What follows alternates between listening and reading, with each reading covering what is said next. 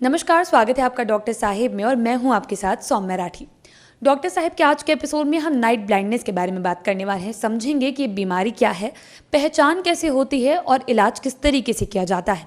और ये सब कुछ बताने के लिए इस वक्त मेरे साथ बैठे हैं डॉक्टर सुनील कुमार सिंह, जो कि बिहार के सबसे जाने माने नेत्र रोग विशेषज्ञों में से एक हैं। सबसे पहले डॉक्टर साहब नमस्कार, बहुत बहुत स्वागत है आपका। नमस्कार नमस्कार सौम्या जी। हाँ, डॉक्टर साहब, नाइट ब्लाइंडनेस जो है वो लोग समझते नहीं हैं। नाइट ब्लाइंडनेस की जब बात होती है तो लोगों को इसके बारे में कम जानकारी है, इसीलिए लोग पहचान भी नहीं कर पाते हैं। तो ऐसे में मैं चाहूँगी आज आप दर्शकों को ये बताएं कि ये क्या बीमारी है, पहचानी कैसे जाएगी। देखिए, नाइट ब्लाइंडनेस को रतौंधी भी कहते हैं और इसको इसलिए जागरूकता कम है, खासकर ये बच्चों में होता है और बच्चे उसको एक्सप्लेन नहीं कर पाते हैं तो बहुत उसको जानने में थोड़ी दिक्कतें होती हैं। तो रतौंधी या नाइट ब्लाइंडनेस का मूल कारण जो बच्चों में है, विटामिन ए डिफिशियंसी है। बच्चे को आप देखते होंगे कि आजकल भाग दौड़ के लाइफ में अगर देखेंगे तो वो मीडिया जो फ़ोन पे लटके रहते हैं, ये सब करते हैं और पौष्टिक चीज़ें नहीं लेते हैं, जैसे हरी पत्तेदार सब्जी, पीला फल या विटामिन ए युक्त भोजन। तो विटामिन ए भोजन लेते हैं तो उनकी आंखों में जो कमी आती है उसको नाइट ब्लाइंडनेस उससे होता है। नाइट ब्लाइंडनेस का मतलब वो शाम आते देखना उसको बंद करेगा। उसके साथ में सिम्टम होते हैं कि भाई आप अगर आँख में देखेंगे तो आँखों में बिटॉट स्पॉट वगैरह होता है। तो अगर नाइट ब्लाइंडनेस का मरीज़ बच्चा और आपके पास आता है और वो हिस्ट्री था कि उसको पेट खराब था या उसको कुछ बाकी अन्य सिम्टम विटामिन ए का डिफिशिएंसी का हो, जैसे बिटॉट स्पॉट वगैरह, तो उसको आप विटामिन ए कैप्सूल दें। अगर वो बहुत डायरिया से पीड़ित है तो विटामिन ए इंजेक्शन भी दे सकते हैं और ये क्विक रिकवरी होता है। तो आपकी जितनी रतौंधी की शिकायत है तो चली जाएगी।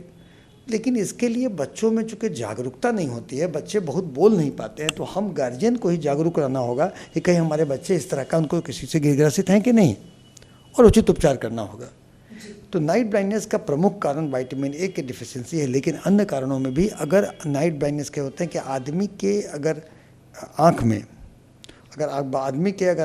अगर पहले से अगर नर्व में कोई दिक्कत आई हो जो रिसेंट ऑनसेट का हो तो नाइट ब्लाइंडनेस की शिकायत होती है।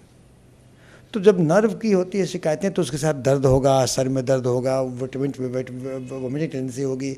उसमें हम लोग लंबा चौड़ा जांच कराते हैं कि CT स्कैन, एक्सरे, सब जांच कराते हैं और नर्व का देखते हैं कि नाइट ब्लाइंडनेस का नर्व का कोई नर्व में कुछ इफेक्ट है कि ज़रूरत पड़ने पर न्यूरो वाले के पास भेजते हैं और न्यूरो भी उसका ओपिनियन देता है।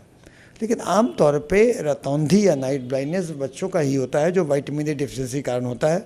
लेकिन इसको हम लोग देखेंगे और देख करके सब चीज़ करेंगे कि नर्व का दिक्कत है, किस बात का दिक्कत है। और आप अगर नाइट ब्लाइंडनेस से पीड़ित हैं और रिसेंट ऑनर्स का बच्चा है तो बहुत चिंता करने की जरूरत नहीं है। आप विटामिन ए इंजेक्शन लें, उसके बाद विटामिन ए सप्लीमेंटेड फूड लें।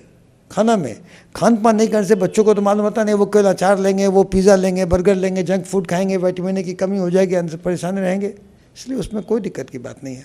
हाँ, नर्व के कारण अगर विटामिन ए ब्लाइंडनेस है तो उसको कॉज में जाना होगा कि नर्व की कमज़ोर है, नर्व को स्ट्रेंथन करने की दवा दी जानी होगी और cause must be ruled out, इसलिए बहुत ज़रूरी है।